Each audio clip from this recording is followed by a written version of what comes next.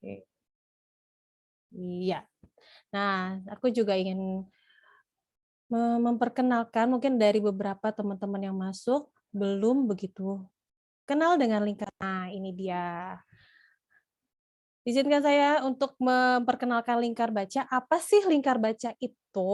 Nah, ini ada lingkar baca adalah wadah belajar dan komunitas literasi. Mungkin dari beberapa teman-teman ada yang sudah masuk ke dalam WhatsApp grup dari lingkar baca itu Bu Baca Bu.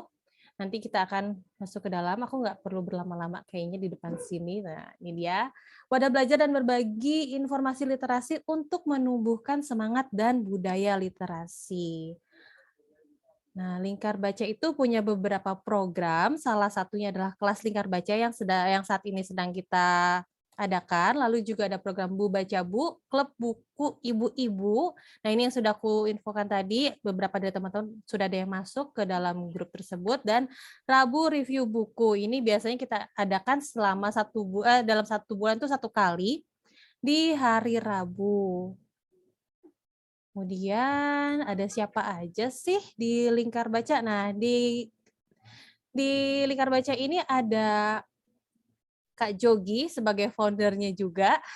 Kak Jogi mungkin sudah pada kenal ya dengan ibu-ibu satu ini, ibu-ibu dengan Mami kece satu ini kan, Kak Jogi, dia book enthusiast, juga ada Kak Dea yang saat ini sedang absen. Sebentar. Ya, lalu juga ada Kak Janet. Nah, nanti untuk kenal lebih lanjutnya bisa lihat di Instagramnya Lingkar Baca, termasuk juga saya, Bunga. Oke, dan malam ini kita ada kelas Lingkar Baca, kegiatan belajar bersama dengan topik menarik terkait literasi dengan menghadirkan narasumber berkompeten di bidangnya. Ya, ini salah duanya, salah satu lagi ada Kak Vinka dan Kak Devon. Oke, langsung saja kita sambut Kak Vinka dan Kak Devon. Terima kasih Kak Bunga. Hai, terima kasih kembali. Oke, ini mungkin supaya nggak kelamaan di aku, langsung saja diambil alih oleh Kak Vinka dan Kak Devon ya. Silahkan. Boleh. Selamat malam teman-teman. Oh iya, nggak bisa jawab bareng-bareng. Kadang-kadang tuh lupa.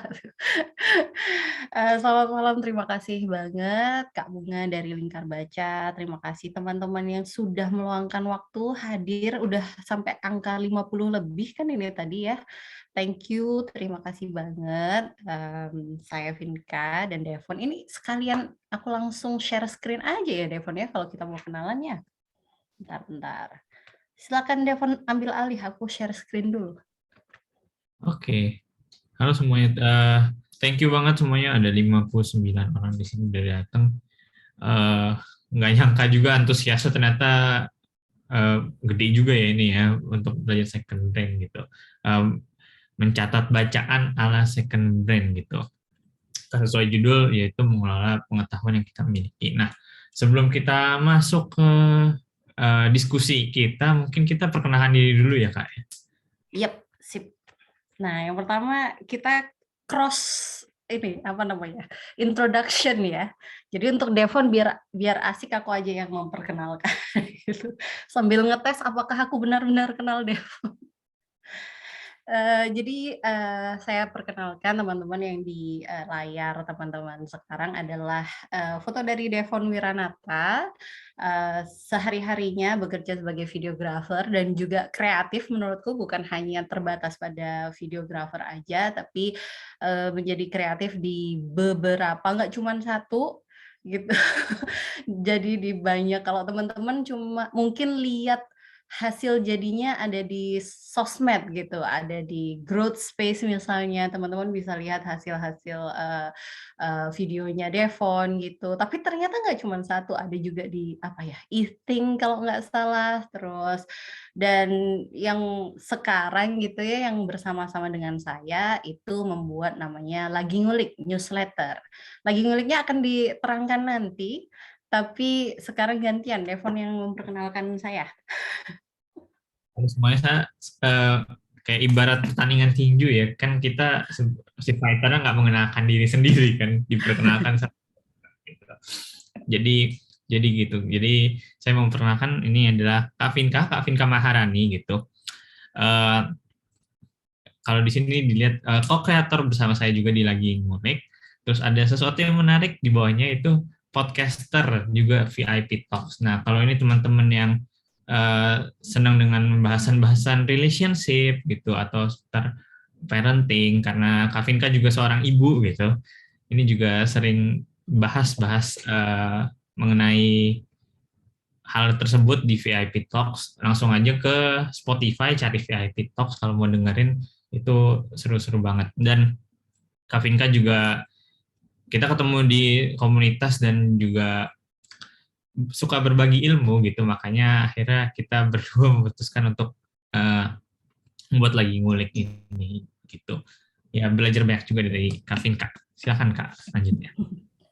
Ya, jadi kami berdua ini fusion gitu ya, kalau zaman dulu itu fusion kekuatan gitu, karena memang beda gitu, beda beda apa ya, beda kemampuannya, kapabilitasnya. Kalau teman-teman lihat ada di layar adalah Lagi Ngulik.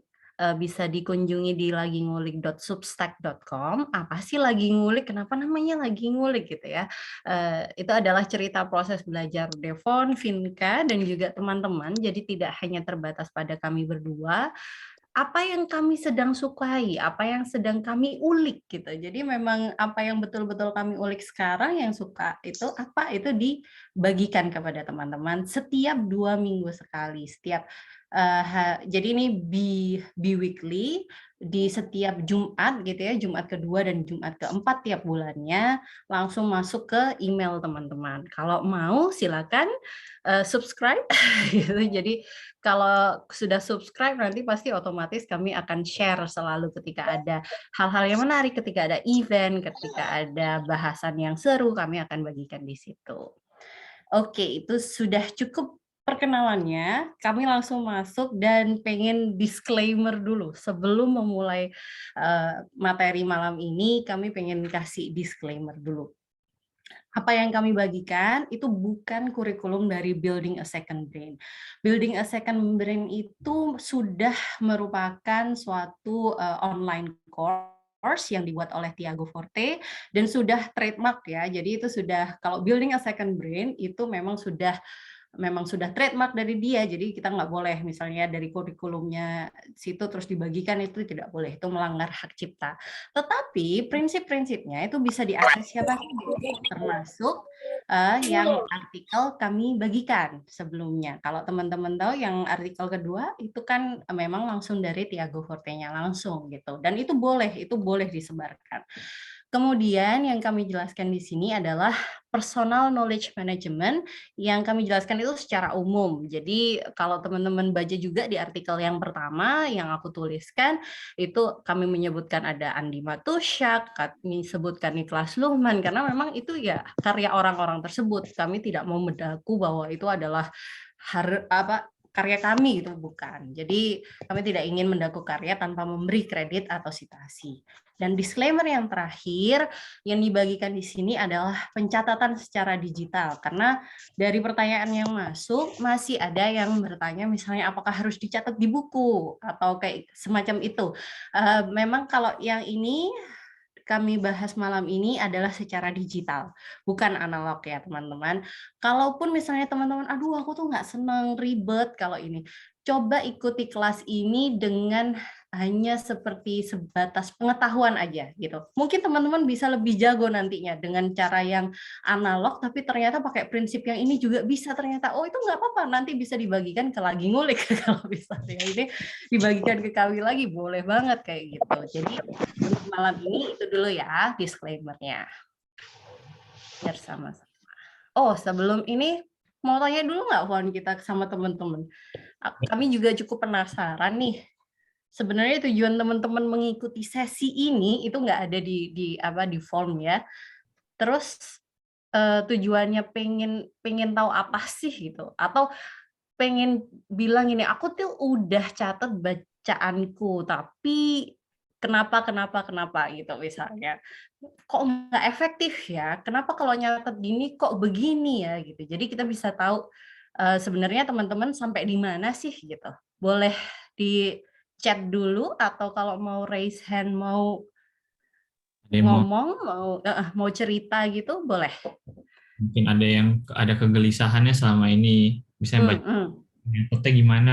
Kayaknya di pertanyaan-pertanyaan ada nih yang nanya-nanya gimana. Iya. Siapa tahu dia mau share duluan, silakan ya, boleh resen dulu teman-teman. Mm-mm. Ya, Nah, Tadi teman-teman. aku Siapa ya? ngeliat soalnya ada kayak nama-nama yang udah book dragon gitu. Yang Ya, udah emang bacaannya gila gitu ya. lo bisa Mungkin boleh loh sambil di ini ya kayak yang mau raise hand juga boleh. Ayo kesempatan mm-mm, nih mm-mm. langsung tanyakan langsung sharing ke Kak Vinka sama Kak Devon. Yang di Mm. chat juga sudah ada nih Kak. Ya, gimana tuh? Bentar, aku cek-cek juga. ini ada dari Janet. Aku ingin tahu cara nyatet yang benar sih Kak, sistematis gitu. Terus dari Graciana Priana ada bilang, biar bacaan buku nancep di otak sampai umur 50-an. Bisa nggak ya? Mungkin dari Kak Janet mau di-share langsung open mic gitu. Apa yang lagi jadi kegelisahannya gimana? Berarti sekarang udah nyatet nggak sistematis atau gimana gitu? Aku jawab Kak, boleh nggak? Aku nggak open ini Kak, tapi video. Oh, boleh. Kalau aku biasanya yang aku catat itu kalau ini Kak, kata-kata yang aku nggak paham artinya. Hmm.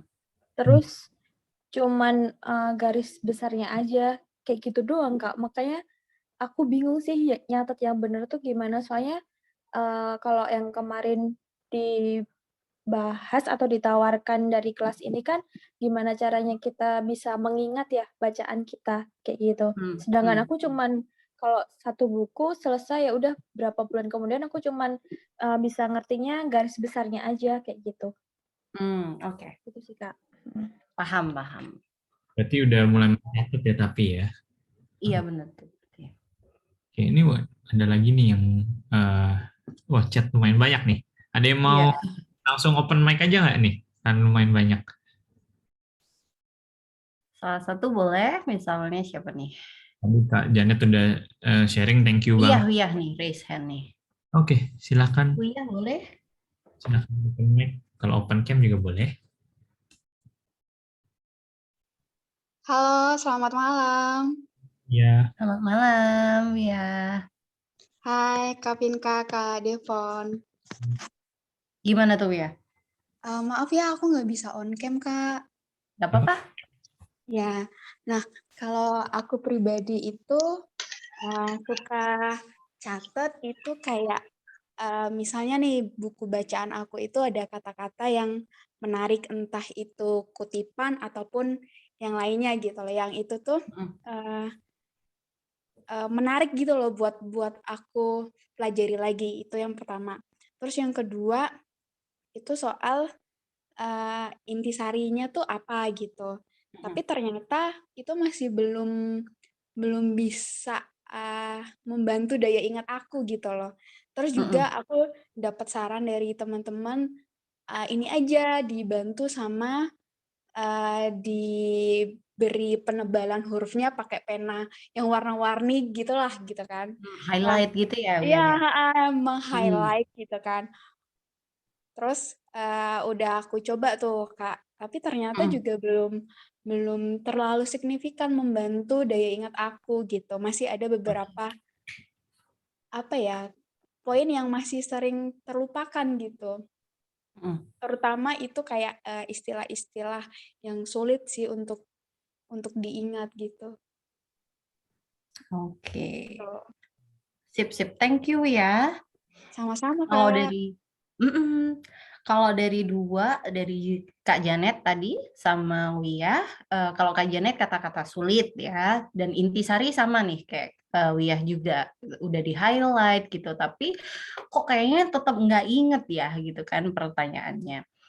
Kenapa tadi ketika pertama kali masuk sesi, terus aku udah langsung tanya, teman-teman udah pada baca artikelnya enggak gitu. Tujuan kami berdua untuk memberikan artikel itu dan membuat teman-teman membaca terlebih dahulu adalah biar tahu konteksnya gitu ya. Kalau misalnya teman-teman sudah baca ketiga artikel tersebut, kesemuanya itu adalah seperti plot twist dari dari iklan atau dari yang dibagikan di Instagram. Kenapa plot twist? Karena sebenarnya yang ditawarkan itu bukan kita dengan menggunakan second brain ini terus kita bakal lebih ingat lebih banyak, tapi sebaliknya kita adalah menaruh semua itu di luar otak kita. Tapi kita taruhnya adalah di sistem itu tadi, di second brain itu tadi. Jadi malah malah tidak memberikan beban gitu sama otak kita. Kalau teman-teman lihat di sini di layar, aku tuliskan ada beberapa contoh prinsip atau fase dalam personal knowledge management. Jadi kalau teman-teman tahu mungkin atau yang tertarik atau mungkin yang sama sekali belum tahu, hanya baru tahu dari artikel yang kami bagikan itu tadi, personal knowledge management itu menjanjikan bahwa pengetahuanmu itu ditaruh di tempat yang lain, tapi bukan di kepala kamu. Kenapa? Karena sebenarnya otak kita tuh episodik kalau bilang itu. Episodik itu gimana? Jadi dikompres gitu loh. Di setiap kejadian, di setiap apa yang kita pelajari, itu hanya sedikit aja sebenarnya yang diambil. Episodik itu adalah apa yang kita pelajari dulu, lama-kelamaan akan dikikis, karena akan ada memori baru kayak gitu. Dan hanya sedikit banget yang ketika kita bertambah tua, bertambah umur gitu ya, itu ya yang lama akan makin lama makin habis gitu, makin lama makin habis. Nah, karena udah tahu kayak gitu, maka orang-orang yang ada di personal knowledge management di ilmu ini semua sepakat bahwa ya kalau gitu berarti mending otak ini bukan sebagai tempat menyimpan memori gitu loh. Fungsinya adalah untuk berpikir yang memang tidak bisa dilakukan gitu loh. Kalau yang memori ditaruh aja gitu, ditaruh di luar.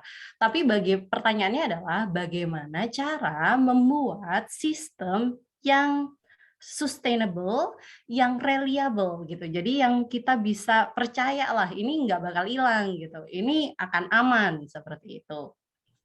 3 orang yang ada di layar, ada Niklas Luhmann, Andi Matusiak, Tiago Forte, ini termasuk yang cukup istilahnya apa ya, paling besar gitu, paling besar di personal knowledge management sekarang gitu. Kalau si Niklas Luhmann ini seperti teman-teman baca di artikel, dia adalah sosiolog dari Jerman gitu ya. Ini sempat dianggap ketika sebelum ada buku How to Take Smart Notes itu yang ditulis oleh Sönke Arendt, itu seperti ditutup-tutupi gitu karena bermanfaat sekali sebenarnya apa yang dilakukan oleh Niklas Luhmann ini. Jadi si Niklas Luhmann itu memiliki sistem yang namanya Zettelkasten yang bentuknya card itu yang teman-teman lihat di artikel, dan dari situ dia secara sistematis membuat catatan dan bikin sistemnya seperti apa. Ternyata dengan penomoran itu kan akhirnya kita bisa tahu ada cabangnya. Semakin lama semakin banyak cabangnya. Jadi ketika orang yang mengenal Niklas Luhmann, dia benar-benar ketika menulis itu hanya dari yang paling mudah. Mudah untuknya ya maksudnya, bukan mudah untuk orang lain. Jadi yang paling mudah untuknya. Caranya gimana? Dia ambil kartu-kartu itu, dia susun dari mana yang paling banyak cabangnya. Oh ya udah ini yang paling banyak cabangnya, aku tulis buku, tulis jurnal kayak gitu. Jadi si Niklas Luhmann memulai dengan sistem Zettelkasten-nya itu dengan 3 tahap. Pertama dengan fleeting note, di mana itu semua ditulis saja. Jadi kayak kutipan yang tadi Wiyah atau atau Janet bikin, beliau juga bikin itu yang fleeting notes itu ya udah ditulis aja. Literary notes itu ketika dia menulis dengan sumbernya. Jadi ketika dia baca buku misalnya, ketika dia baca jurnal, dia tulis penting secara kayak rinci gitu ya, itu sumbernya. Kemudian di permanent notes inilah dia kemudian mengolah dari yang fleeting note dan literary notes, dia tulis parafrasekan dengan istilahnya dia sendiri. Jadi semua yang di permanent notes itu betul-betul pemikiran dia sendiri, pakai bahasa dia sendiri. Kayak gitu. Hal ini juga dikembangkan lagi sama yang namanya animatusyak yang di poin kedua. Tapi dia sebut sebagai tiga fasenya berbeda. Namanya seedling, budding, evergreen notes. Si animatusyak bedanya adalah dia percaya pada kekuatan collective intelligence atau kecerdasan kolektif. Itulah sebabnya dia second brain-nya dia buka, sebagian dia buka. Yang dia memang merasa oh it's okay, it's fine, itu dibuka, ditaruh di websitenya dia gitu. Nah, fasenya seedling ini ya kayak menaruh biji ya, apa itu namanya ya, penyemaian biji gitu ya. Si budding ini ketika dia mulai muncul kuncupnya, terus habis itu di evergreen notes ini sebenarnya cukup mirip sama yang Niklas Luhmann itu, cuman di budding ini untuk catatan-catatan yang dia buka keluar, kadang-kadang dia bisa dapat input dari orang lain. Karena dia dapat input dari orang lain, terus diskusi, baru kemudian jadi evergreen notes.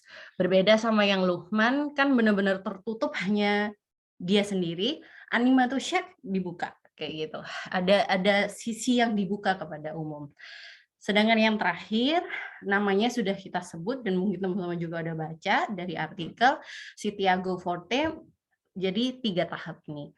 Pertama, summarize summarize itu apapun yang menarik, ngobrol sama Devon misalnya menyenangkan gitu, terus oh aku jadi keinget, nulis ini gitu, ditulis semua, pokoknya semua ditulis, di summarize di situ, baru kemudian diorganize, ditata, terus kemudian punya project apa, oh ini kayaknya menarik ketika aku menulis tentang prokrastinasi misalnya, ketika aku mau nulis tentang produktivitas misalnya. Kemudian retrieve di sini itu adalah, nanti aku ada diagramnya juga di akhir. Retrieve ini di publish keluar, kemudian mendapatkan feedback, balik lagi dimasukkan ke second brain, di tahap kedua diorganize lagi gitu. Jadi si Tiago Forte ini benar-benar bilang kalau pengetahuan itu harusnya disamakan dengan factory gitu. Karena memproduksi sesuatu gitu. Jadi pengetahuan jangan dibiarkan diem di kepala aja, taruh di sistem yang reliable tadi, bikin sesuatu dari yang ada di situ, dapatkan feedback, balik lagi. Terus kayak gitu. Jadi kayak siklus. Itu bedanya prinsip atau fase yang ada di personal knowledge management sekarang gitu ya, sekarang ini. Terus ini kita sedikit ini aja biar bukti kalau ternyata otak kita itu nggak bisa nyimpen memori dengan baik ya. Coba sebutin kemarin makan siangnya apa, teman-teman di sini. Pertanyaannya iseng, aku makan siang apa ya? Nah kan, kalau masih mikir, udah lupa ya. Itu kalau otak kita itu ternyata susah menyimpan memori. Iya, Fon, aku kok lupa ya. Kamu makan siang apa, Fon? Saya makan bakmi, karena saya tulis di second brain. Oh, pinter juga dia. Udah tahu mau kasih pertanyaan itu, makanya ditulis tuh tadi ya. Oke, nah ada teman-teman yang jawab. Oke, thank you. Yang lupa buktiannya masih ingat, wah hebat memorinya. Aduh, nasi campur tuh enak banget, Silvi. Aduh, aku kangen, pengen beli nasi campur. Oke, kita kalau di itu tadi kayak di artikel pertama ya, yang tentang personal knowledge management secara umum, aku udah cerita.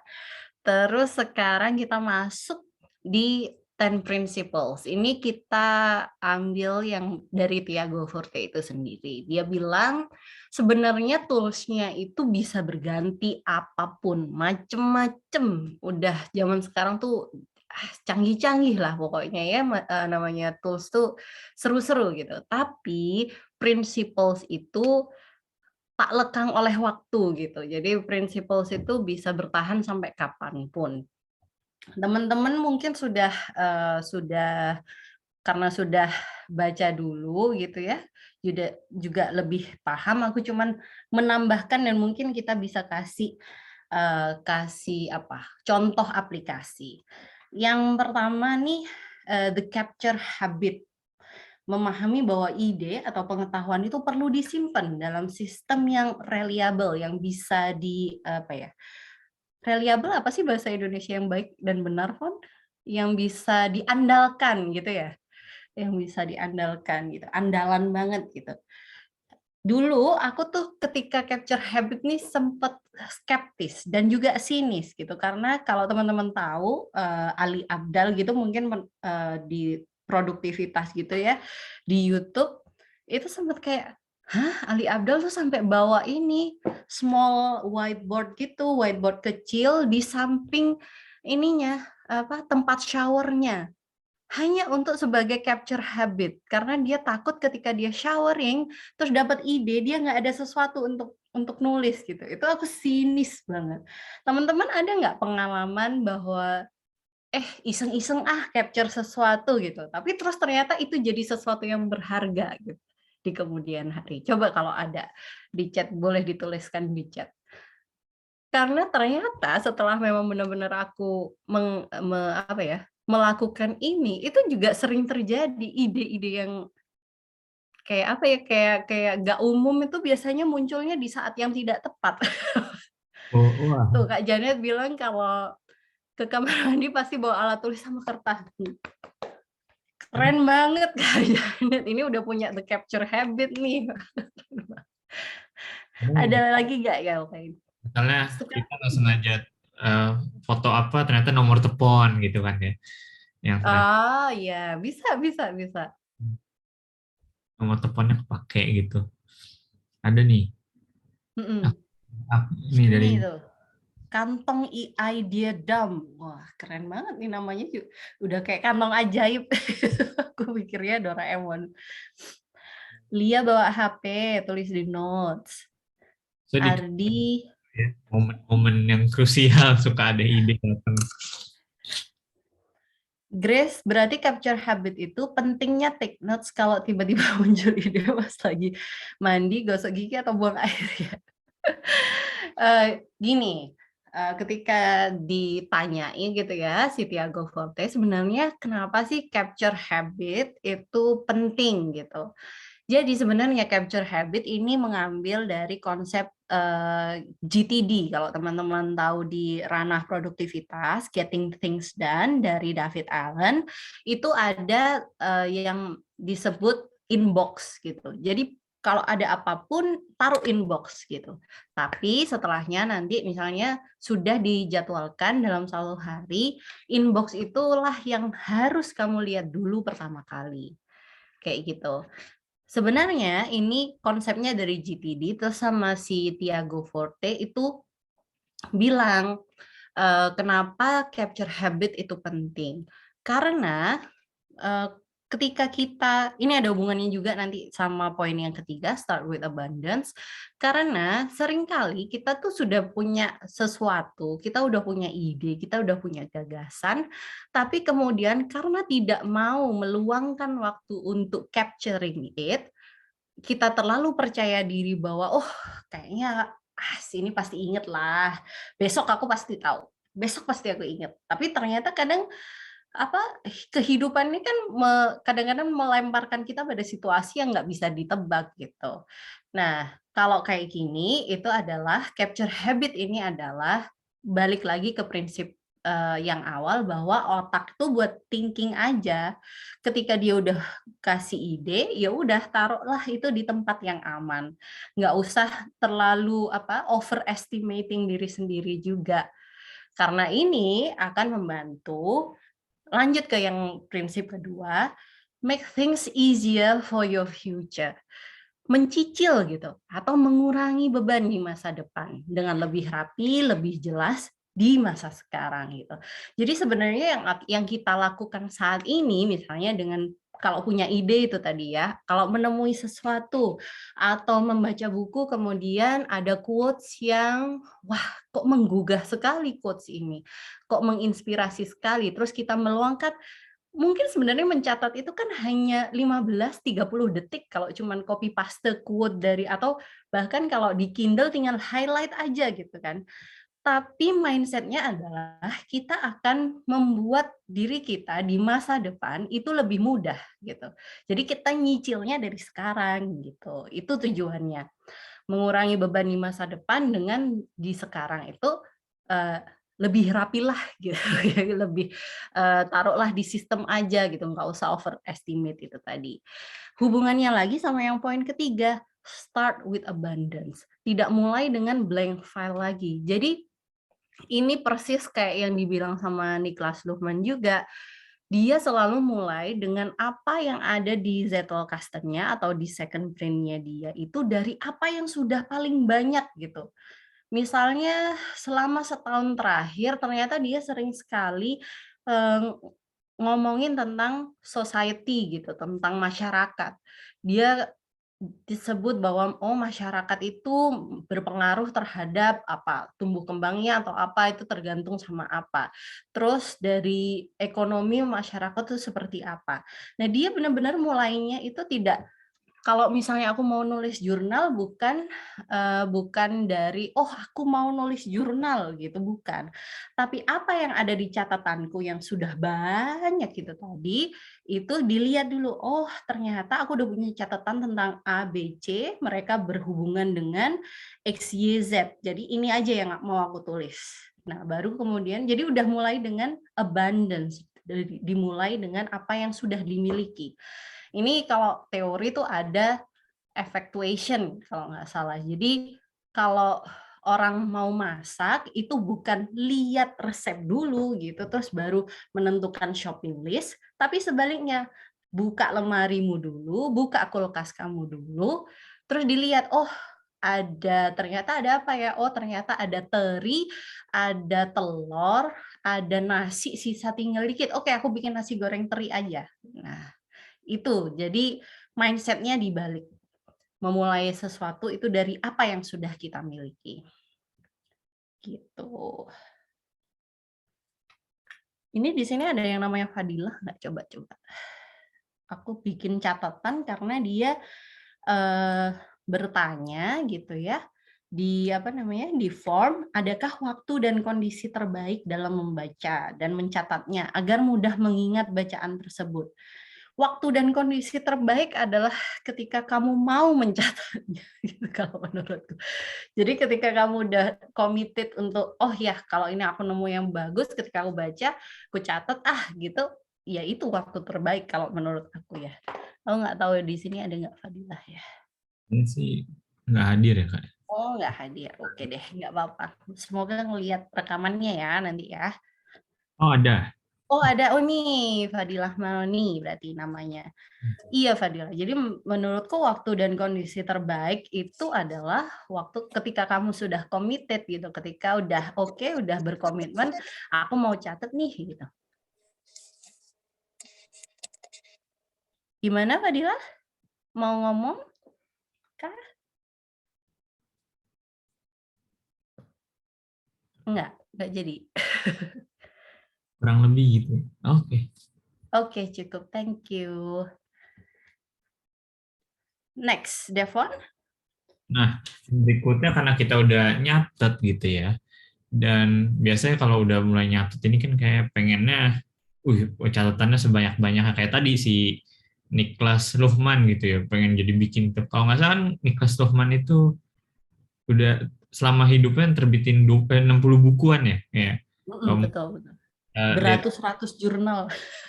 Oh, dari gara-gara second brand gini nih udah bisa bikin 60 buku, pengen juga segala macam. Nah, tapi tenang. Jangan dari prinsip yang keempat ini ada namanya slow burn gitu loh. Pelan-pelan aja gitu kayak dikumpulin satu persatu pelan-pelan. Nah, karena ini bukan proyeknya Roro Jonggrang gitu yang harus harus jadi sampai sebelum matahari terbit kan ya, gitu. Jadi ketika kita mulai membuild bikin si second brand ini gitu, ya pelan-pelan aja gitu. Nanti juga suatu saat bakal kelihatan hasilnya dari catatan-catatan itu gitu. Nah, yang berikutnya nih, you only know what you make gitu. Nah, ini mungkin bisa menjawab dari ada pertanyaan-pertanyaan yang ada nih yang udah disampaikan di form ya. Jadi ada dari Fitri Nur Fitriani, adakah orangnya? Jadi bertanya, bagaimana cara efektif mengikat pengetahuan setelah membaca buku? Apakah harus menunggu sampai buku tamat dibaca atau setiap kita membaca buku langsung ditulis gitu? Terus lalu ada audit yang nanya, bagaimana cara efisien agar tetap menerapkan apa yang kita sudah baca sembari membaca buku yang lain, karena keseringannya begitu baca buku lain dapat insight dari buku lain, kelupaan progres dan menerapkan dari buku yang udah baca sebelumnya. Nah, sebetulnya kalau dari prinsip ini gitu, ditulis hasil yang terbaik itu ketika kita mampu menghasilkan output gitu. Apa tuh outputnya? Apakah outputnya kita harus ngasilin buku juga gitu?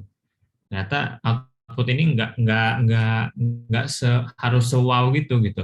Ketika kita udah nyatet terus bikin tulisan baru gitu, nggak perlu deh dipublish di mana-mana, kita bikin tulisan baru aja itu udah menghasilkan output gitu. Atau ketika kita udah belajar terus kita ceritain lagi ke teman-teman sekitar gitu, itu udah menghasilkan output gitu. Kalau kata orang kan mungkin ada beberapa riset gitu ya, berapa 90% atau berapa persen dari hasil belajar kita itu kita lebih masuk ketika kita nge-share, kita mengajar balik gitu. Nah, di sini juga ada beberapa komen-komen juga. Nah, sebetulnya pengen tanya juga nih, ada nggak teman-teman yang ketika ada pengalaman nggak ketika hasil belajarnya ini diceritakan, misal diajarin lagi ke orang, jadi lebih nempel gitu, jadi nggak gampang lupa. Ada nggak teman-teman di sini? Kalau Nah, mungkin boleh diceritain nih, di sini ada beberapa pertanyaan. Coba nih ada Wiyah juga. Aku pernah mencatat bukan dalam bentuk tulisan tapi menggambar, itu ternyata works metode second brain ini. Oh, lagi digabung gaya belajar yang cocok sama kita. Oke, nanti kita coba bahas ya karena pertanyaan ya. Kita lanjut dulu. Nah, aku banget. Oke, ada berapa tuh, betul banget. Mungkin ada teman-teman di sini yang mau share gitu pengalamannya yang gara-gara nge-sharing atau nulis menghasilkan output ini jadi lebih nempel belajarnya. Adakah di sini yang dari ini? Ada tuh Fadilah kayaknya tuh raise hand. Silakan. Boleh silakan langsung unmute aja, Fadilah. Malam. Malam, halo. Selamat malam, Fadilah. Makasih kesempatannya, Kak. Sama-sama. Akan dia gimana, ada pengalaman gitu ketika sharing atau ngapain jadi lebih nempel belajar? Iya, jadi kalau aku karena emang tipe belajarnya tipe auditori sama kinestetik, emang butuh banget mendengarkan sama sambil didiskusikan. Jadi kadang kalau waktu kuliah itu kalau mau belajar seringnya dengerin dulu teman terus didiskusikan apa nih, tapi bukan pakai bahasa buku. Jadi ini bener nggak sih kalau menurut aku kayak gini terus oh iya Dil kayaknya kayak gitu deh. Terus kayak oh kalau menurut aku ini begini nggak, kalau dikasih masukan itu yang aku ingat kayak gitu. Terus kayak belakangan ini tahun kemarin kalau habis baca buku, teman aku kan ada yang suka baca buku. Itu kita kadang kalau ketemu jadi bahas, "Ih, aku baca buku ini, dapat ini nih, terus pembahasannya kayak gini." Jadi aku ingatnya yang dia baca, bukan yang aku baca. Kadang jadi aku tulis dulu, terus aku utarain, terus aku ingatnya yang dia bahas, karena aku tipe auditori sih, jadi kadang lebih mudah ngedenger, kayak kalau ada pelajaran juga aku ngerekam dulu sih, baru aku tulis. Kayak gitu sih. Makasih. Ini Makasih Fadilah sharingnya. nice banget ini. Jadi mencatatnya, nah makanya tadi berhubungan dengan capture habit itu mencatatnya juga nggak harus nulis ya Kak ya. Bisa dari juga. Nah, kayak Betul. tadi Wiyah juga dalam gambar Gambar gitu. gitu. Ternyata bisa banyak gitu. Capture ini jadi bukan cuman nulis, tapi macem-macem lah, tergantung kita enaknya gimana gitu sih. Nah, kita lanjut ya ke poin berikutnya, itu the intermediate package gitu.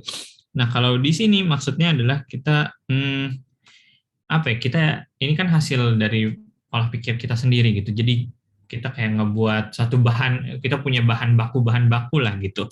Nah, ibaratnya kayak ketika kita mau membuat catatan atau ngebahas apa gitu, kayak mau bikin kue aja gitu, kayak dari apa yang kita catat itu kita udah punya terigu, udah punya telur berapa gitu, udah punya gula seberapa gitu, dan ketika mau bahas sesuatu udah deh tinggal digabungin jadi deh kue yang kita mau bahas. Atau kalau di yang jadi kue yang jadi sebuah kue seperti sebuah kue gitu yang udah jadi, yang nggak dari bahan-bahan yang udah kita uh, olah, yang udah kita punya sebelumnya gitu.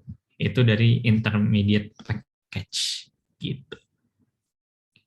Bisa juga kalau analoginya Lego Font, mungkin lebih gampang juga. Misalnya awal kita nulis tentang apa ya, kita misalnya tadi aku yang kepikir procrastinating gitu ya. Procrastinating itu apa gitu. Kadang kalau mikir nulis procrastinating bakal susah. Tapi coba misalnya dari satu artikel tentang procrastinating, setelah kita baca, oh yang aku tangkep procrastinating itu ternyata karena emosi yang nggak selesai. Nah, kayak gitu. Itu cuma satu kalimat aja kan. Tapi sebenarnya itu bisa banget kita masukin ke banyak apa, nggak cuman satu artikel aja misalnya kalau nulis ya. Itu bisa banget dimasukin ke artikel yang tentang procrastinating tapi hubungannya sama kreativitas kayak gitu. Oh, berarti kreativitas ada hubungannya sama emosi kayak gitu. Atau procrastinating yang hubungannya sama dalam parenting, misalnya aku sebagai orang tua. Oh, berarti gimana caranya untuk emosi anak itu biar bisa selesai? Ada nggak? Terus baru setelah itu kemudian bisa cari pendukung yang lainnya kayak gitu. Jadi sebenarnya kalau hasil olah pikir sendiri itu benar-benar kayak Lego yang bisa disusun, digabungin sama piece Lego yang lainnya gitu untuk bentuk satu bangun yang bagus gitu, yang lain pun bisa. Itu mungkin intermediate package. Oke. Selanjutnya project over categories. Ini aku jelasin ya. Ini salah satu hal yang mungkin juga bisa menjawab banyak pertanyaan teman-teman tentang perlu nggak sih dipilah-pilah gitu. Kalau si Tiago Forte bilang di prinsipnya ini adalah utamakan proyek dibanding kategoris. Kenapa? Jadi karena kalau kategori itu misalnya kayak gini, marketing gitu ya teman-teman, misalnya belajar tentang marketing, kemudian dicatat, dimasukkan dalam folder gitu. Semua yang dipelajari dimasukkan di folder itu marketing. Akhirnya banyak kan, terus habis itu marketing, oh biar aku lebih paham, lebih gampang nanti nyarinya, oke marketing aku bagi lagi. Dibagi misalnya marketing apa ya, direct marketing sama telemarketing atau apa gitu, dibagi kayak gitu. Tapi lama-lama itu menurut si Tiago Forte, ini hanya akan menjadi dalam tanda kutip gitu, tumpukan folder melulu gitu. Dia menyarankan untuk kita memiliki project. Kan dia tadi bilang bahwa pengetahuan tuh analogi yang terdekat adalah factory ya. Factory kan berarti harus ada output-nya, harus ada produknya gitu. Jadi mengorganisirnya itu dengan output yang jelas. Misalnya, contohnya kalau misalnya aku adalah karena tiap 2 minggu sekali itu dalam tanda kutip ya berjanji menghasilkan tulisan lewat lagi ngulik, aku akhirnya punya yang namanya at least tiap 2 minggu itu kalau ada yang menarik, aku masukkan di folder itu. Oh, ini kayaknya bisa nih nulis tentang ini nih, misalnya tentang bahasa gitu, atau misalnya tentang social mobility yang aku suka.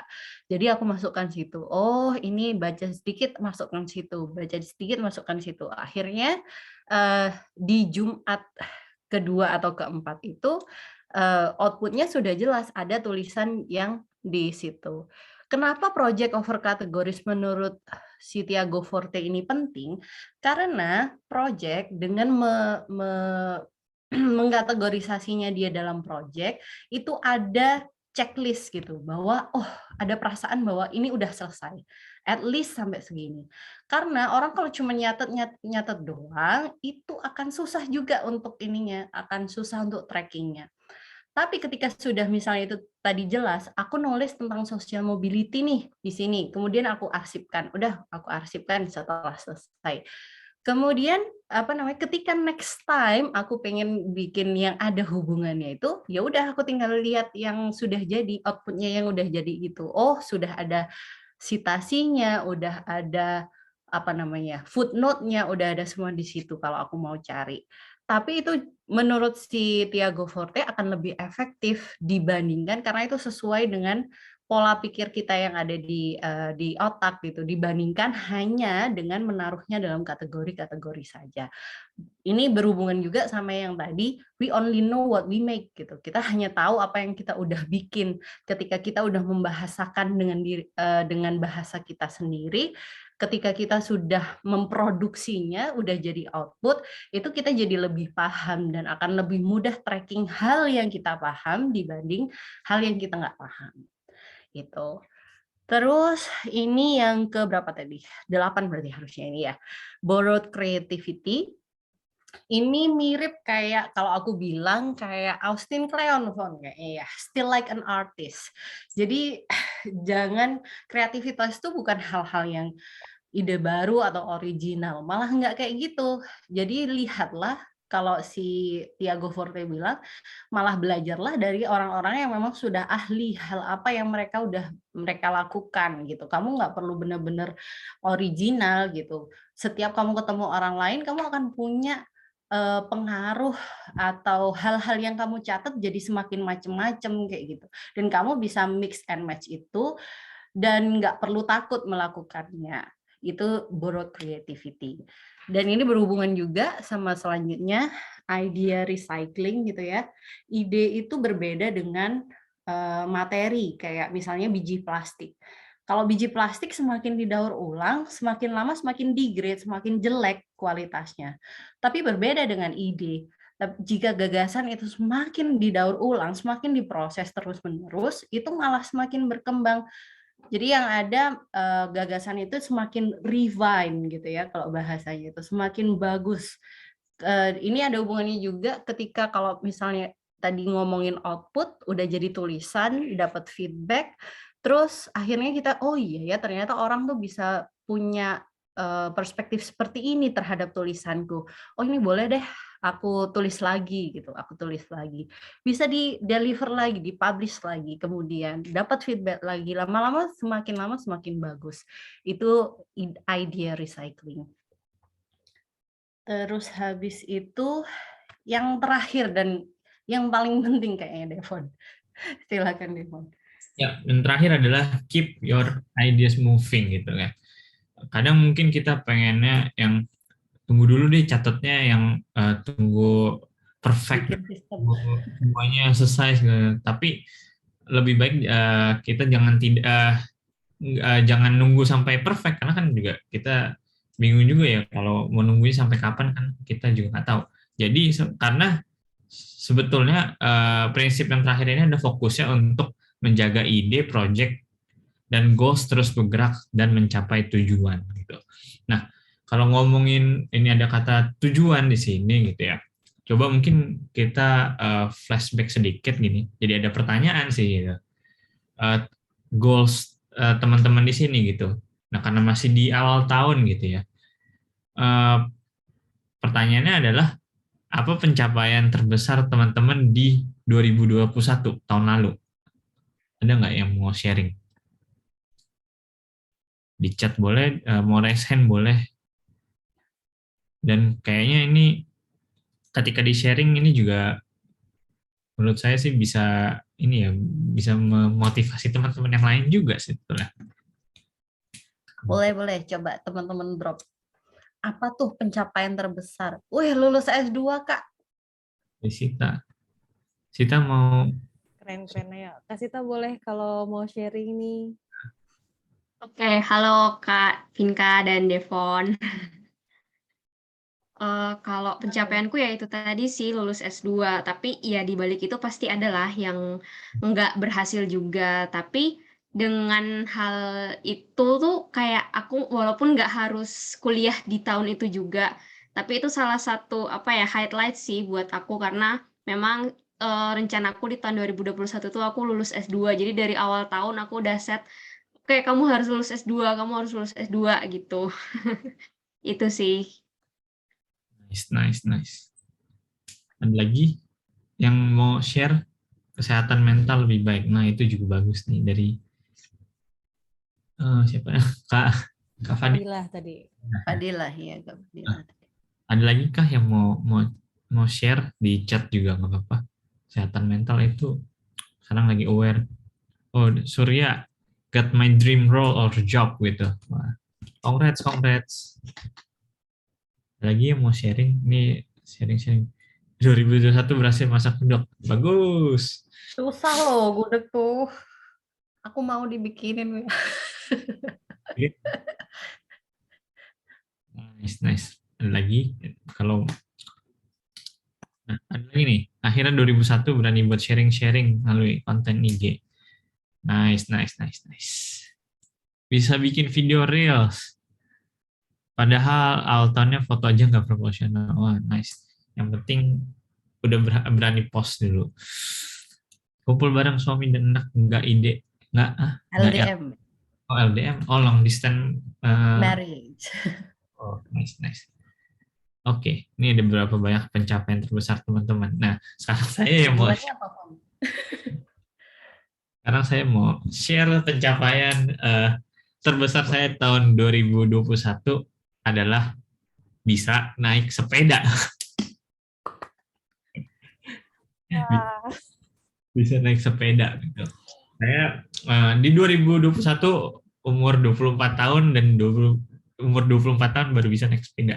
Mungkin teman-teman di sini ada yang udah dari kecil bisa naik sepeda gitu.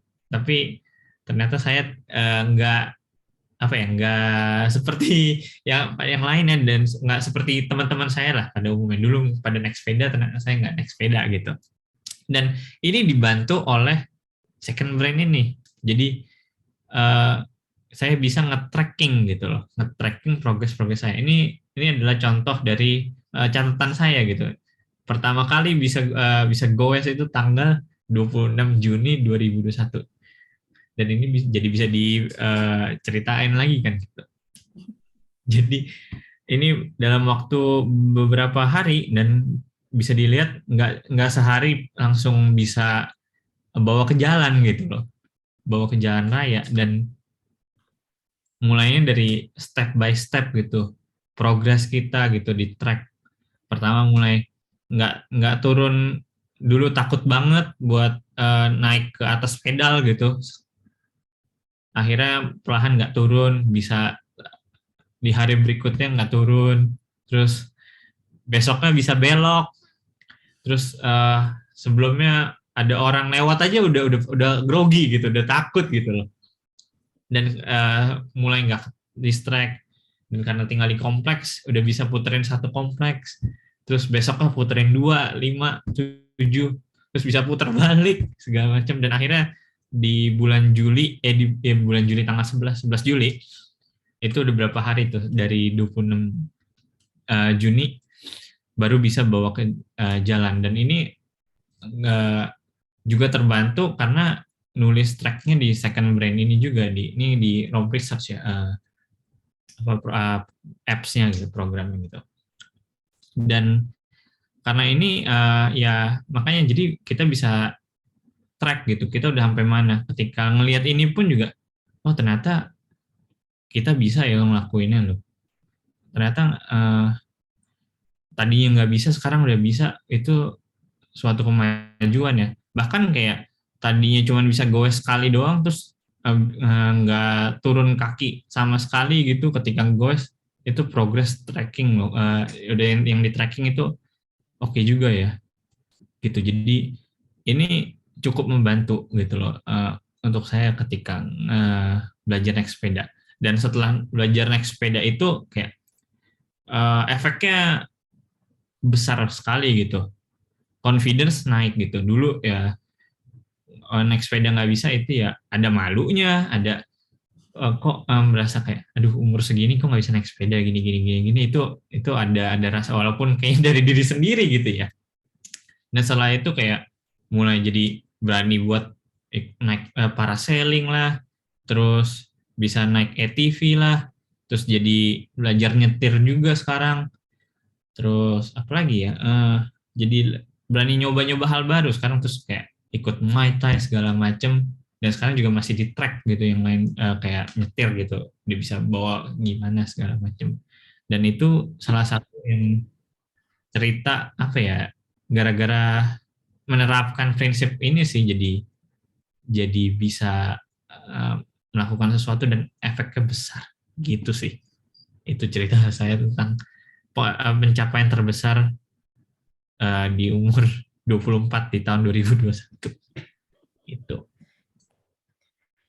Jadi itu kayak aplikasinya gitu ya, Fon ya.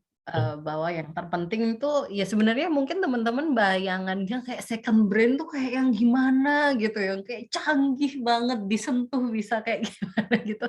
Nggak kayak gitu juga sih. Catatannya ya catatan seperti yang di layar ini juga tujuannya untuk tracking ya nggak masalah gitu kan ya, Fon ya.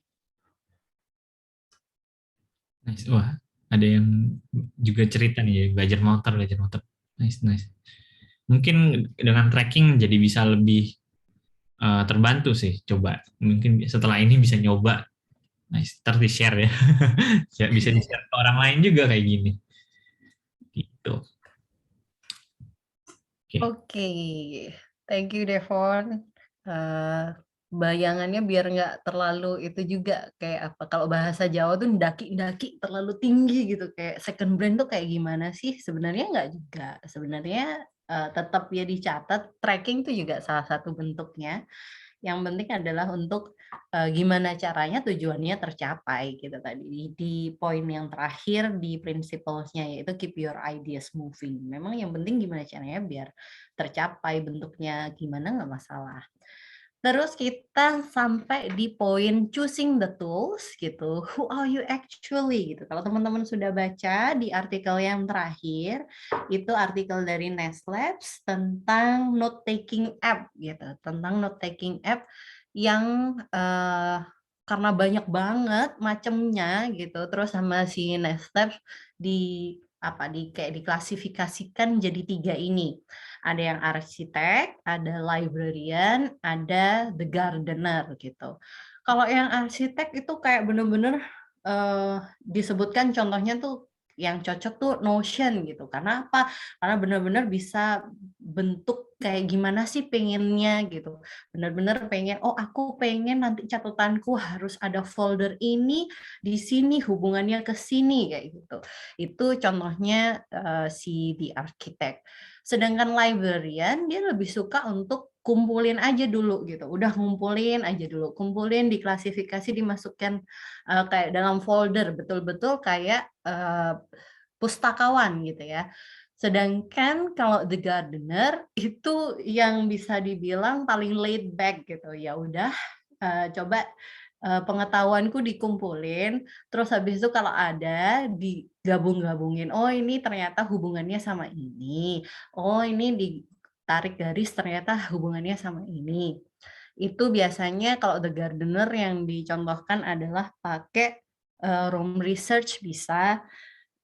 Biasanya itu pakai si The Gardener ini bisa pakai app-app yang gayanya seperti itu.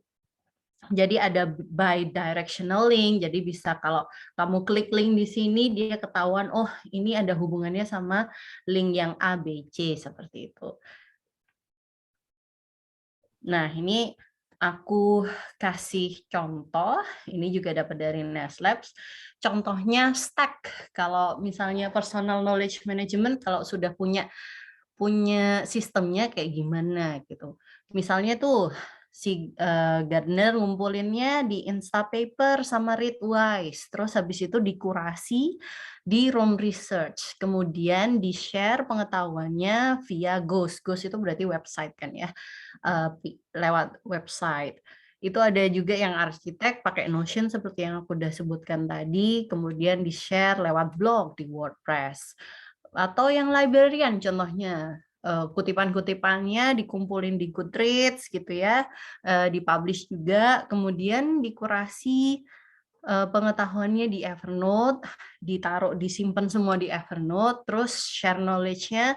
Share knowledge ini misalnya kalau yang versi librarian yang aku tahu, itu misalnya setiap minggu dia akan update gitu, setiap minggu aku minggu ini udah baca apa aja gitu, dan itu di-share kepada di Substack-nya atau di newsletter, dalam bentuk newsletter. Ada yang seperti itu.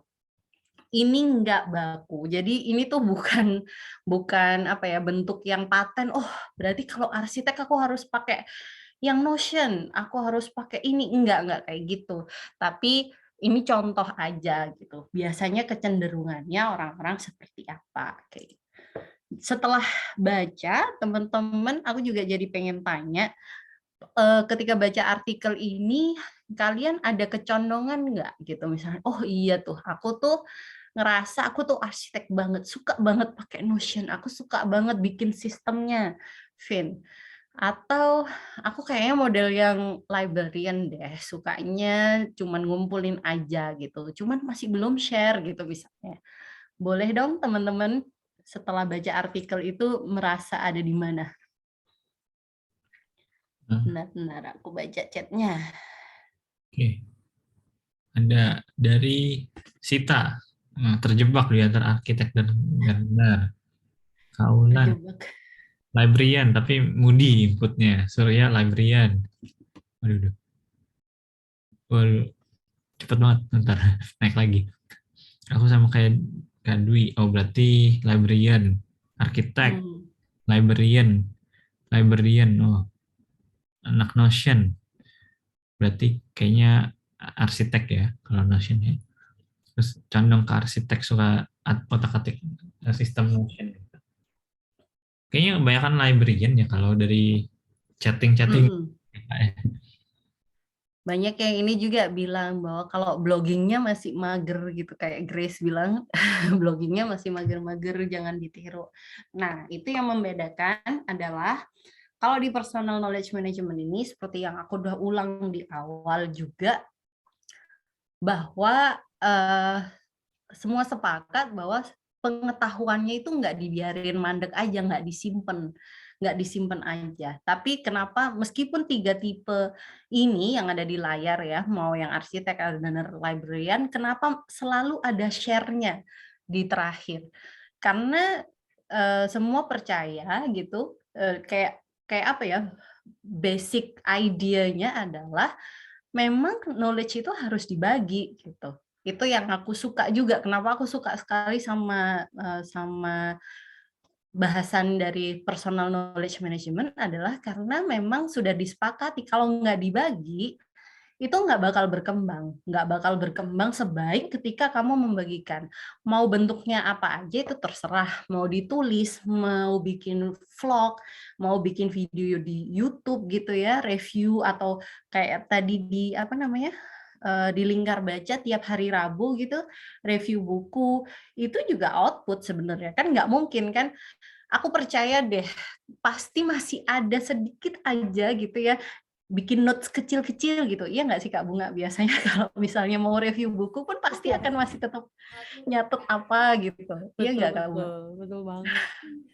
Aku juga sambil sharing boleh ya Kak Vinka sama Kak Deva? Boleh. Iya, aku juga sebenarnya tipe yang arsitek gitu, suka ngotak-ngatik tapi emang nggak pernah share gitu. Maksudnya buat nge-share-nya bukannya kita mager atau apa, tapi ya gitu mulu deh gue. Apa namanya, mandek gitu kan, nggak tahu harus mulai dari mana. Padahal tadi kan udah di-share juga, ditulis aja dulu, ibaratnya semuanya dimasukin dulu, baru nanti dikurasi dan dieditkan. Wah, ini pengalaman baru nih, insight baru juga nih. Karena yang di situ Kak Bunga, yang di personal knowledge management itu, kesemuanya itu sepakat bahwa ketika tidak dibagikan, maka kamu nggak bakal dapat feedback kan, kamu nggak akan dapat teman diskusi, kamu nggak akan dapat respon, dan seringkali kita tuh terkungkung sama apa yang ada di kepala kita sendiri dan suara-suara yang ada di kepala kita sendiri gitu. Kayak yang akhirnya jadi kayak judgmental terhadap diri sendiri misalnya gitu. Aduh, hal gini ngapain sih dibagi, nggak penting gitu misalnya. Tapi bisa jadi ada orang lain di ujung dunia sana yang kebetulan karena kita sekarang punya sosmed ya, misalnya jadi lebih mudah gitu, yang ternyata merasakan hal yang sama gitu Kak Bunga. Atau selama ini aku lihat sepertinya di Rabu Review Buku selalu positif responsnya. Malah juga ada yang kemudian tanya, wah buku ini racun banget, aku seneng banget. Dan ketika mereka beli, terus wah bener banget Kak Bunga, ternyata emang buku ini ABC, menurutku ABCD gitu kan. Gitu. Nah, pengetahuan ketika dibiarkan mandek hanya sampai di tahap kedua, yaitu curate and create knowledge, dan nggak di-share, ya nggak akan berkembang nggak bakal berkembang gitu loh. Berkembangnya itu akan sedikit sekali dibandingkan ketika kamu share knowledge itu tadi gitu. Terus habis itu kita sampai mana Devon? Oh ini ya. Kita gimana? Mau bahas dari pertanyaannya Fajril nggak Devon? Pertanyaannya itu tunggu sebentar. Oh, bagaimana cara filing hasil bacaan into the brain yang mudah diaplikasikan gitu ya? Ya, sebetulnya udah terjawab di sini ya, Kak ya. Dengan masing-masing ini ada arsitek, ada gardener, ada librarian, tinggal pilih yang mana sih yang caranya. Dan mungkin kita langsung ini aja. Ya, kita bisa lihat bagaimana kita gitu ya. Ya, betul. Mau sharing sedikit gitu, dulu itu saya itu mungkin lebih ke arsitek gitu ya, ke arsitek, lebih ke pakai Notion segala macam. Cuma akhirnya jadinya terhambatnya gara-gara karena Notion itu bisa diotak-atik, terlalu bisa diotak-atik. Fokusnya jadi ke otak-atiknya, bukan ke nyatetnya gitu. Kalau dulu ibarat waktu zaman sekolah itu ya, kalau pakai Notion itu kayak pakai binder gitu loh. Kayak binder file yang kertasnya. Ukuran kertas gitu. Diibaratin gitu karena bisa ditempelin stiker segala macam. Notion juga kan tambahin emoji segala macam. Jadi lebih fokus malah ke beresin mempercantik si binder itu, mempercantik si Notion itu daripada nyatetnya. Akhirnya karena waduh ini malah nggak nyatet nih, akhirnya pindahlah ke ROM research dan mulai lebih ke jadi gardener gitu. Kalau ibaratnya tadi binder, kalau ROM research-nya lebih ke kayak ya buku catatan gitu loh, lebih ke buku catatan. Ya tapi enaknya itu kalau buku catatan kan kita mau search apa yang kita tulis itu kan bingung ya, mau kita udah nulis apa gitu. Nah tapi kalau pakai ROM apalagi digital gitu, kita bisa pakai fitur search engine-nya gitu, jadi bisa kita cari gitu. Nah kalau dari saya ya masih sih kadang menggunakan notebook. Nah, makanya tadi lagi sambil nyatet juga notebook untuk nyatet, tapi nanti dipindahin lagi ke ROM gitu. Terus pakai Readwise, terus ada interstitial journaling juga. Nanti mungkin bisa baca artikelnya Kavinka ya tentang interstitial journaling kalau mau tahu lebih lanjut.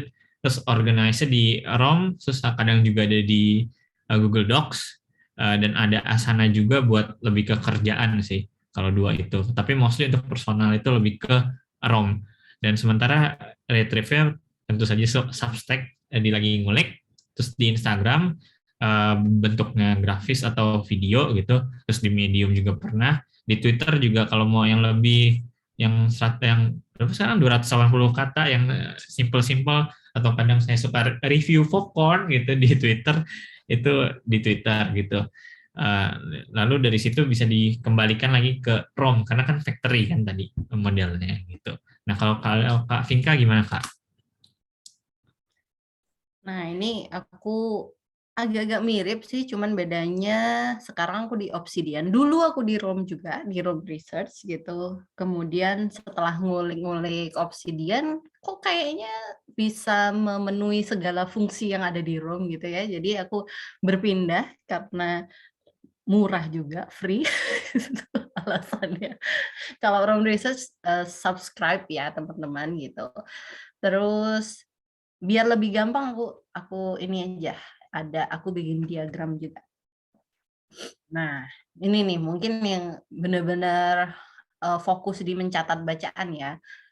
Tapi aku garis bawahi dulu, balik ke sedikit yang tadi, bahwa sebenarnya capture-ku kalau yang lain selain bacaan itu bisa macam-macam, benar-benar macam-macam, terserah. Gambar pun bisa, terus habis itu rekaman suara pun aku kadang juga ngerekam dulu. Untuk capture tuh ya udah rekam aja, kadang kalau situasi nggak mendukung untuk ini, aku idenya lagi banyak, aku rekam aja, itu akan lebih cepat. Kalau mau fokus di mencatat bacaan, seperti yang ada di gambar ini, udah aku bagi juga, aku kasih warna gitu ya. Yang ini summarize, ada buku fisik, ada lewat Kindle. Kalau artikel aku pakai via Pocket karena itu bisa langsung synchronize sama akun Readwise. Akun Readwise ini sekarang tambah banyak sih app-nya, itu dia bisa synchronize, nggak cuman bahkan Libby gitu ya, dari library juga bisa gitu, macam-macam. Semua aku masukkan di Readwise dulu dan dia otomatis juga akan synchronize di Obsidian. Terus di retrieve-nya ini aku biasanya yang pertama yang paling kayak apa, kayak trial and error itu aku taruh di Instagram gitu. Jadi kalau pemikiranku yang lebih kayak apa, udah disaring banget, itu biasanya ada di Substack atau di podcast. Tapi kalau yang ada di Instagram, kalau teman-teman main di Instagramku itu isinya bisa benar-benar macam-macam gitu. Karena aku memang itu biarkan itu jadi semacam eksperimental gitu. Dan biasanya dari situ ngobrol sama teman-teman, ada komen-komen macam-macam, bisa ditulis lagi. Setelah feedback itu bisa ditulis lagi, masuk lagi ke Obsidian. Aku feedbacknya misalnya tentang apa ya, kalau ini, tentang regulasi emosi misalnya, dulu yang pernah aku tuliskan. Ternyata dari situ aku dapat feedback, wah ini menarik banget, emosi disamakan dengan cuaca gitu. Jadi kan emosi itu ya kayak cuaca, nggak bisa ditebak gitu. Udah datang aja, kalau hujan ya hujan aja gitu. Tapi dibiarin, kita percuma mau mengutuk cuaca juga nggak bisa gitu. Karena ya udah emang cuacanya kayak gitu gitu. Terus habis itu dari situ ternyata ada feedback, ngobrol sama teman-teman yang belajar psikologi. Terus aku tulis lagi, dari tulisan itu kemudian bisa jadi posting di, kebetulan kalau dulu ada akun komunitas namanya Negeri Pembelajar, ternyata bisa masuk postingan di situ. Habis itu aku tulis lagi, jadi terus kayak tadi, idea recycling tuh, nggak bakal habis gitu. Ini sekalian menjawab mungkin teman-teman juga gitu yang ada yang mau bertanya, misalnya proses atau prakteknya kayak gimana, itu ada banyak yang kalau misalnya dipraktekin kayak gimana sih. Semoga diagram ini cukup membantu ya, atau mungkin teman-teman yang bertanya tentang praktek masih kurang jelas. Ada yang kurang jelas kah? Boleh. Mungkin juga kalau biar lebih enak langsung open mic aja, raise hand, open mic. Ya, boleh nih teman-teman. Yuk, biar bisa saling berbagi. Tadi juga banyak tuh yang di chat ya, Kak Devon, Kak Vinka saling sharing soal Notion atau apa. Udah kok, emang udah selesai ini juga. Oh itu kan. Yuk teman-teman yang mau sharing, mau bertanya, langsung kali Kak ya kita buka Q&A-nya atau? Boleh. Boleh Atau ya. ada yang... Atau yang mau lihat langsung untuk prakteknya Kak. Mungkin kita dari yang kemarin isi form ada beberapa pertanyaan juga ya Kak ya, yang belum kita mungkin mau dijawab satu persatu Kak, atau yang gimana Kak? Mulai dulu. Kita masih ada waktu sekitar 10 menit nih Kak untuk menjawab pertanyaan yang baik dari form ataupun yang mau tanya langsung di sini juga boleh. Silakan. Oh, ini aja dulu, Fon. Ada yang di form tanya dari Vicky sama Mei. Manfaat apa aja yang dialami oleh Kak Vinka dan Kak Devon selama menggunakan tools itu? Adakah kendalanya?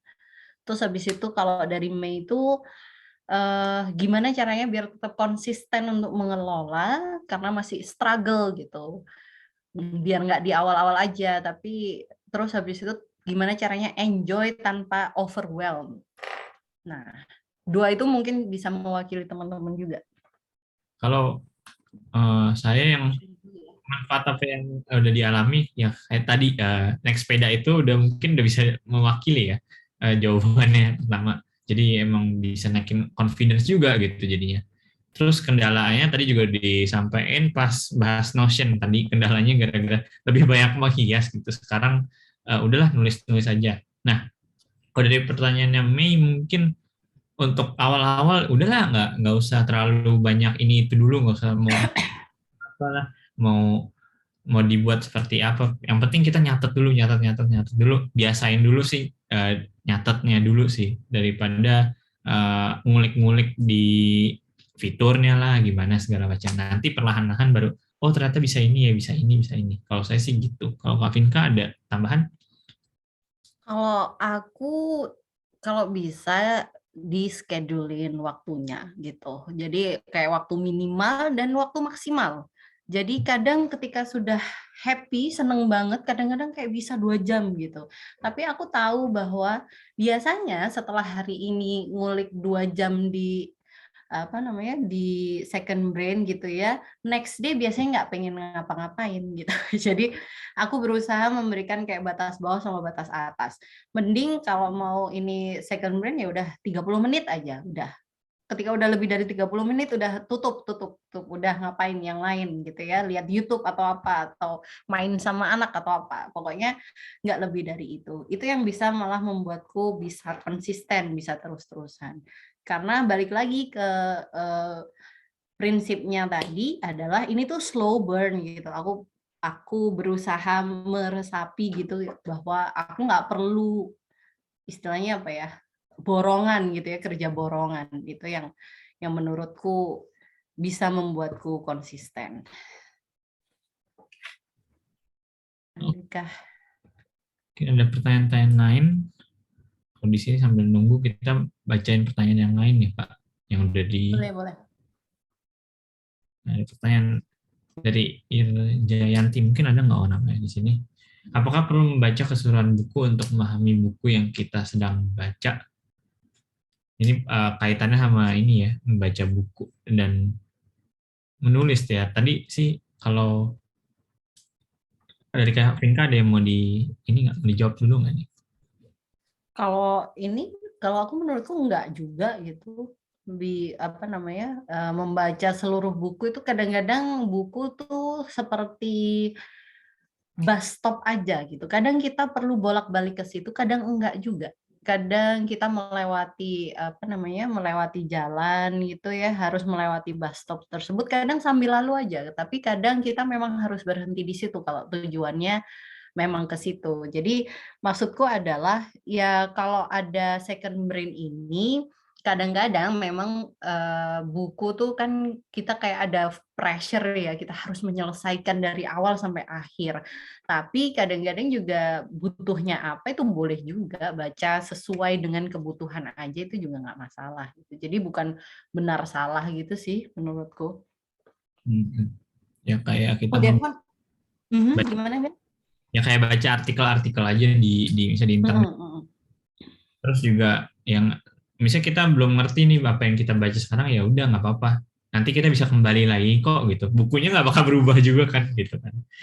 Kita, nanti dengan pengetahuan yang baru, siapa tuh ternyata kita balik lagi. Oh ternyata ini nih maksudnya yang kemarin nggak ngerti gitu. Mungkin gitu kali ya. Iya, Nah, iya, betul. ada pertanyaan lain itu. Nah, ini mungkin Kavin kan nih yang bisa jawab. Apakah second brand ini bisa untuk anak-anak? Iya, ini pertanyaan menarik banget. Ada yang tanya, apa namanya, second brand ini bisa buat anak-anak nggak gitu. Terus ini dari Permata, aku nggak tahu Permata ada nggak? Kalau ada, aku pengen tanya balik sebenarnya. Ada. Coba. Karena nggak tahu, nggak ada kan apa? Adakah? Kalau nggak langsung open mic aja. Kalau dari Nggak ada kayaknya. namanya sih nggak ada kayaknya Kak, atau mungkin pakai nama yang lain.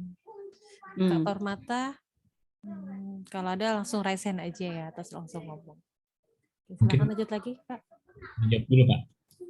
Ya, kalau menyimak presentasi menurut Permata gimana gitu, sebenarnya aku pengen tanya kayak gitu.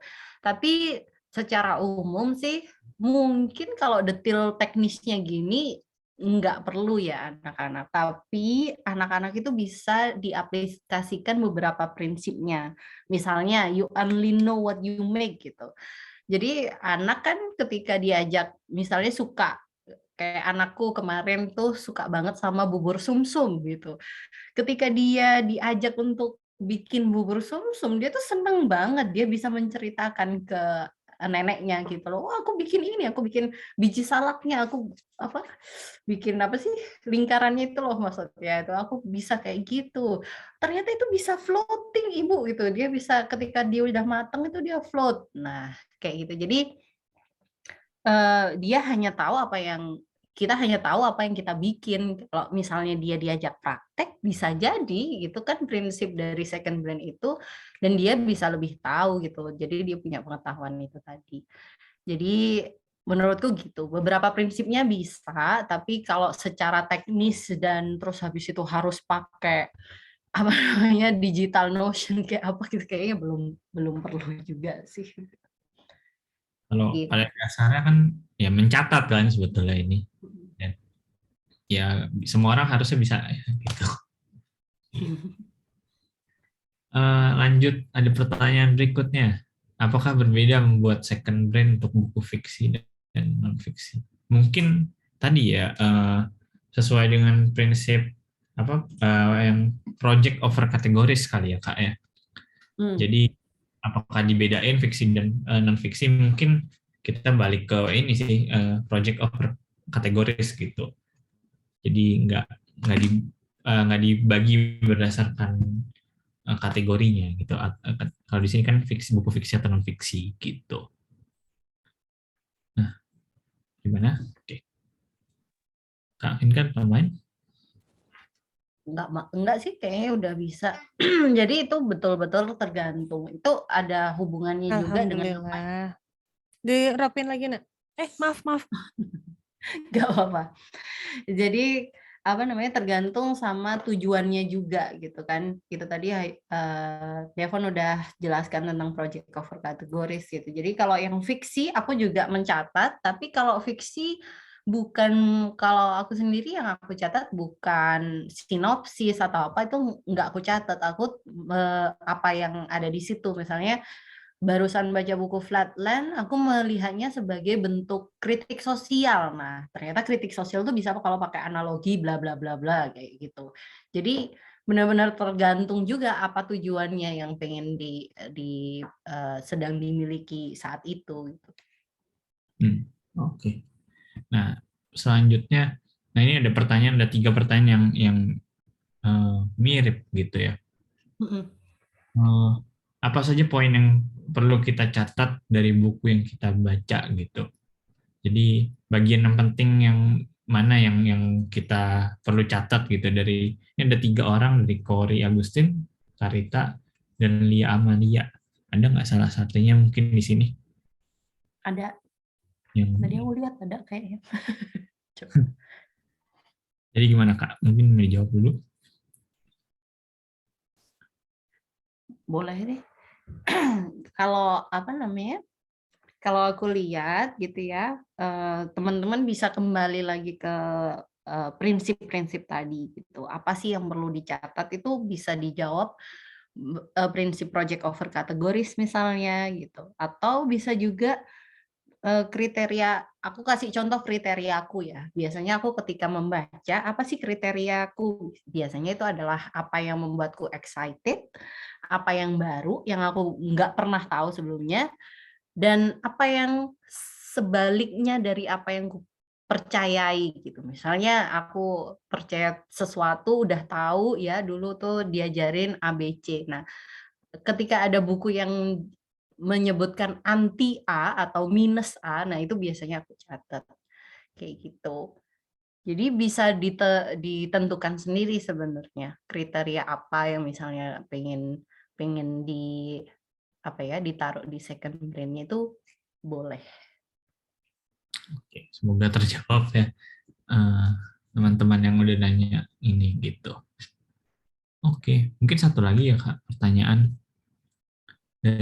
mungkin yang dari sini nih ada pertanyaan yang dari chat dari Kak Untung. Kak, seorang guru, saya meminta siswa dalam proses belajar dengan sistem kartu materi. Di dalamnya kartu tersebut ada materi, ada pemahaman dan kata kunci. Bagaimana jika second brain diterapkan ke siswa dalam proses belajar? Ini kayak flashcard gitu ya Pak Untung ya? Kak Untung ya? Jadi sebenarnya nggak masalah. Ini kalau teman-teman juga tahu di aplikasi Readwise yang tadi disebutin juga, itu juga ada apa namanya? Ada fasilitas flashcard ini ada. Jadi kalau misalnya namanya mastery. Jadi misalnya teman-teman habis baca buku, terus di misalnya Atomic Habit ya, ada 4 hukum itu misalnya 4 laws itu. Nah, teman-teman pengen hafal itu, terus habis itu langsung aja tinggal di ini mastery. Jawabannya apa aja? Apa 4 hukumnya kayak gitu. Dia juga bisa diatur jadi berapa sering itu akan muncul. Kalau second brain ini diterapkan ke siswa dalam proses belajar, itu menurutku yang paling penting adalah bagian parafrase Kak Untung. Jadi maksudnya dalam kita sudah mencatat gitu ya, dia sudah mencatat, coba bagaimana ketika dia menjelaskan itu sendiri. Yang agak sulit mungkin adalah ketika kriteria penilaiannya itu saklek misalnya dari Kak Untung sendiri, misalnya ada hal yang nggak boleh diparafrase atau mana yang boleh dijelaskan kembali gitu. Ketika misalnya si siswa ini harus memang wajib saklek seperti definisi tersebut, ya mungkin bisa dibantu dengan menjelaskan bahwa kalau ini definisinya harus emang kayak gini ya gitu. Misalnya kalau fisika misalnya atau hukum termodinamika gitu, itu kan mungkin memang definisinya emang udah jelas harus seperti itu. Tapi ada hal-hal yang bisa diterangkan kembali oleh anak-anak tersebut. Ketika anak-anak tersebut, ketika siswa itu bisa memparafrasekan suatu topik belajar atau topik studi gitu, menurutku itu adalah bagian dari second brain itu sendiri, karena berarti dia sudah retrieve dalam proses retrieve itu tadi, karena dia sudah punya output gitu. Mungkin ditekankan di situ aja sih Pak, kalau yang saya pahami. Mungkin Pak Untung bisa ada ini mungkin.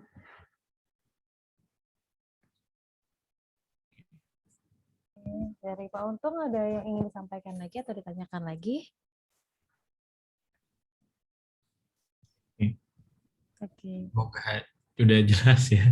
Oh, no, raise hand Bapak. Sebentar. Oke. Silakan Bapak.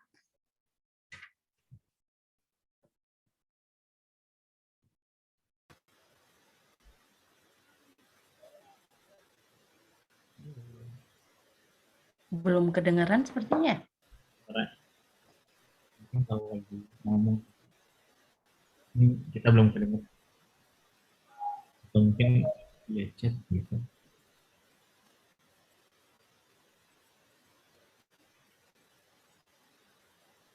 Kalau belum bisa mungkin bisa via chat aja Pak Untung. Cek. Oh, udah bisa itu tadi.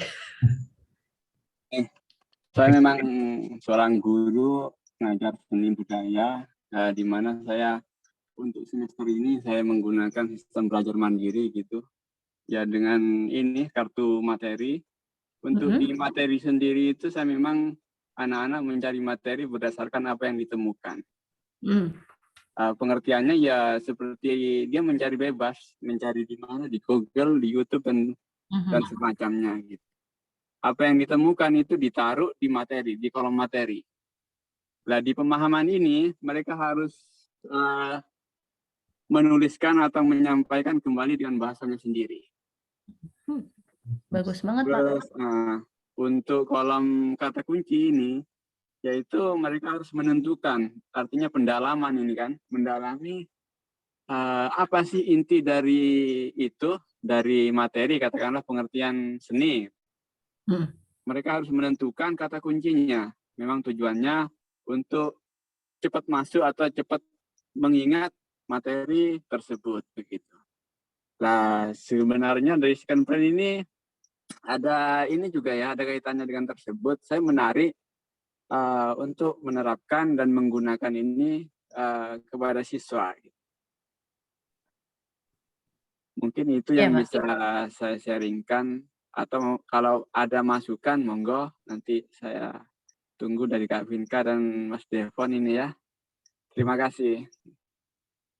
Terima kasih Pak Untung. Sama. Udah keren banget ya bisa belajar gitu ya. Kayaknya nggak ada saya waktu sekolah gitu-gitu. Berarti udah tepat sih kayaknya, tadi pas banget gitu. Maksudnya parafrase menentukan kata kuncinya gitu kan. Mungkin bentuknya aja nanti bisa lebih bervariasi, misalnya tidak hanya di card itu tadi gitu misalnya kan, juga jadi itu variasi di outputnya gitu. Mungkin ada anak yang bisa gitu dengan kartu tersebut, dengan tulisan, tapi mungkin ada yang lebih asik ketika cerita atau apa gitu. Mungkin bisa dikasih kesempatan gitu juga. Mungkin itu masukan dari saya Pak Untung. Terima kasih sudah dikode sama Kak Bunga. Silakan saya kembalikan. Iya, terima kasih Kak Vinka, Kak Devon. Ini masukannya banyak banget, insight-nya banyak banget, dan aku tadi langsung download aplikasinya. Karena aku juga tipenya gitu Kak, kalau nggak ditulis atau nggak dicatat tuh benar-benar langsung hilang. Dan satu notes yang paling penting, kita bukan maksudnya otak yang kita gunakan itu bukan untuk tempat menyimpan, tapi untuk berpikir. Itu yang sering kita lupakan gitu Kak. Justru dari second brain ini apa yang kita dapetin, kita catat di buku atau di aplikasi lain, setelah itu kita sharing lagi. Wah, ini menarik banget.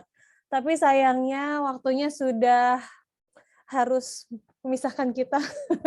Waktunya sudah habis. Mungkin nanti kita akan sharing kembali di lain waktu ya Kak Devon, Kak Vinka, mungkin dengan tema yang sama, dari sudut pandang yang lain, atau dengan tema yang berbeda. Menarik sekali. Oke, baiklah.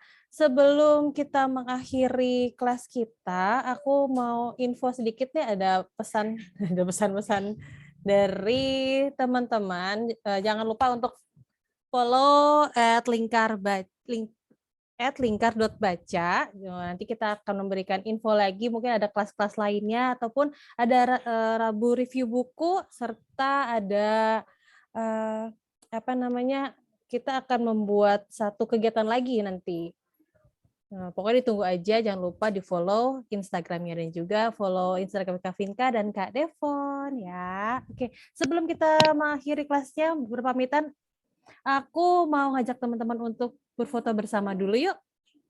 Sebelum kita mengakhiri semuanya. Oke, mungkin dari kita ada 3 slide, teman-teman yang mau membuka videonya, silakan aku berikan kesempatan untuk bersiap-siap, touch up dulu mungkin, open cam-nya dulu ya kan, dilihat dulu itu jilbabnya mungkin ada yang miring atau belum sisiran, boleh loh, masih ada waktu nih ya.